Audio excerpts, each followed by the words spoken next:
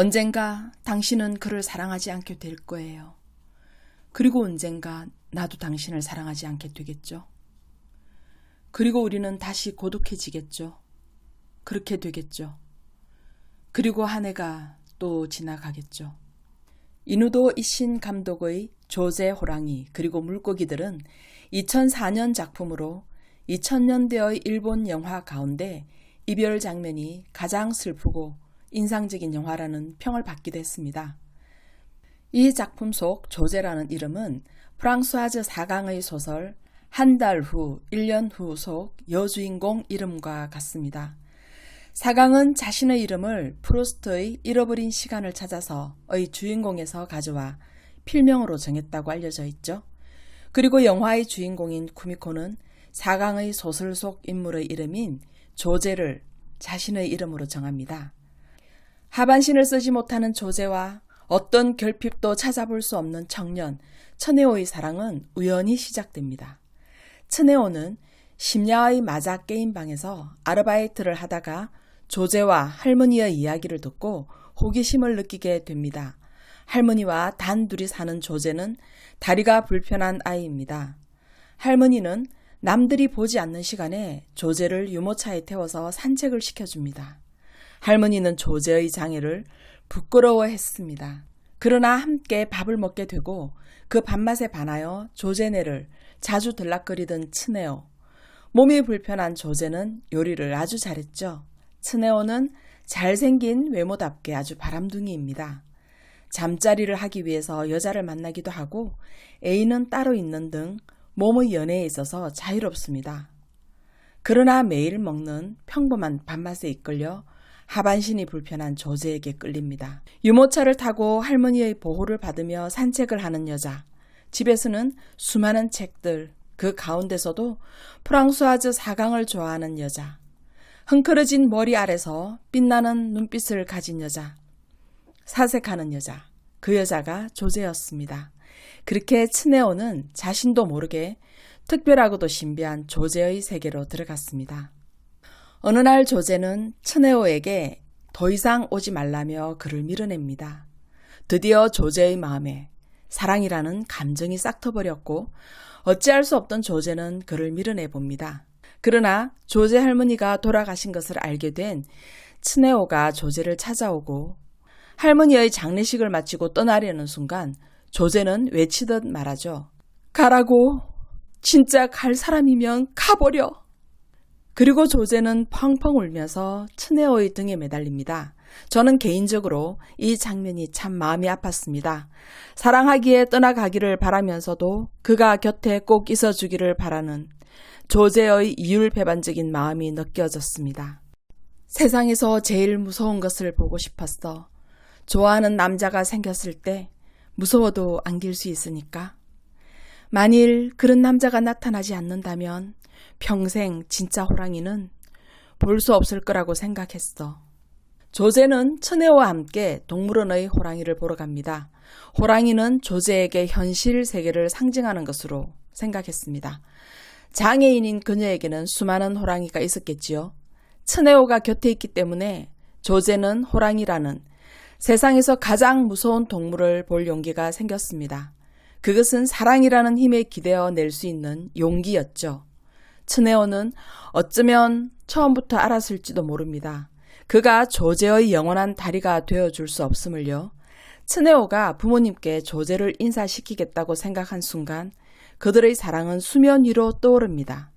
조제는 헤어질 준비를 하고 츠네오는 더 이상 조제를 위한 다리가 되어줄 수 없음을 깨닫습니다. 휠체어를 사야겠다고 말하는 츠네오에게 조제는 싫다고 합니다. 그녀는 츠네오의 등에 업히고 싶고 이제 그녀의 불완전한 몸은 츠네오에게 짐이 되어 있었습니다. 어떤 평론가는 그것을 결여라는 단어로 설명을 했더군요. 사랑은 서로 간의 결여를 메워주는 일이기도 할 터인데 조제에게 있는 결여가 츠네오에겐 없었습니다.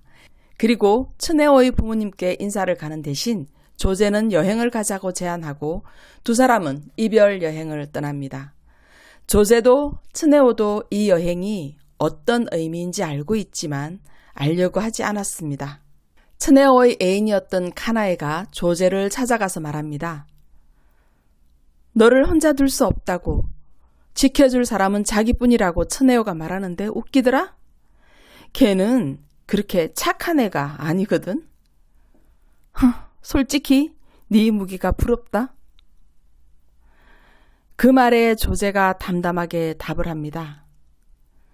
정말 그렇게 생각해? 그럼 너도 다리를 잘라. 그러나 츠네오는 카나의 곁으로 돌아갔고 조제는 혼자 남게 되었습니다. 물고기 같은 츠네오와 조제의 모습에 조제는 깊은 만족감을 느낀다. 츠네오가 언제 조제의 곁을 떠날지 알 수 없지만 곁에 있는 한 행복하고 그것으로 족하다고 생각한다. 그리고 조제는 행복에 대해서 생각할 때 그것을 늘 죽음과 같은 말로 여긴다. 완전 무결한 행복은 죽음 그 자체다. 우리는 물고기야. 죽어버린 거야. 그런 생각을 할 때 조제는 행복하다. 다나베 세이코의 조제와 호랑이와 물고기들 중에서 발췌해봤습니다. 조제는 물고기가 보고 싶었는데 수족관은 문을 닫았습니다. 두 사람은 차를 몰고 가다가 물고기 여관으로 가서 세상에서 가장 야한 섹스를 합니다. 물고기는 남겨진 조제의 삶이기도 합니다. 다리가 없는 조제처럼 다리가 없는 물고기들이 마음껏 유영하며 바다 깊은 곳에서 올라옵니다. 담대한 이별이었다. 이유는 여러 가지가 있겠지만 사실 한 가지다. 내가 도망쳤다. 츠네오의 독백이 흐르고 애인 카나에와 함께 시끄러운 도심 한복판을 걸어갑니다. 그러다가 갑자기 흑 하며 눈물을 흘리고 어깨를 들썩이다 종래는 무릎이 꺾여버립니다. 이 영화는 2000년대 일본 영화 가운데 이별 장면이 가장 슬픈 작품으로 꼽혔죠. 이별은 덤덤했습니다. 츠네오는 마치 아침에 출근하듯이 집을 나섰고 그런 츠네오에게 조제가 건넨 선물은 외술 잡지였습니다. 남겨진 조제의 담담한 모습은 이 영화가 조제의 사랑 이야기임을 다시 한번 생각하게 되었습니다. 조제는 영화 내내 흥크러진 머리와 다소 몽환적인 표정을 지니고 있었는데 츠네오가 떠난 뒤의 그녀는 달라졌습니다. 굳게 담은 입술, 단정한 머리, 그리고 혼자 휠체어를 타고서 환한 대낮에도 세상으로 나갈 수 있습니다. 그것은 떠나버린 츠네오가 조제에게 준 선물이기도 하겠죠. 그리고 조제가 여전히 주방에서 단정한 차림으로 요리를 합니다. 바닥으로 떨어지는 쿵 하는 소리. 그것은 이제 온전히 조제의 몫이 된 셈이지요. 조제의 사랑은 완성되었고 츠네오의 이별도 마무리되었습니다. 만날 때 이유가 없듯 떠날 때도 까닭이 없었습니다. 사랑은 누군가에게는 상처가 되고 누군가에게는 추억이 됩니다. 중요한 것은 그 사랑을 자신 안에 녹여 홀로 서기를 완성하는 자, 사랑을 딛고 더 큰 세계로 나가는 자에게 사랑은 추억으로 남습니다.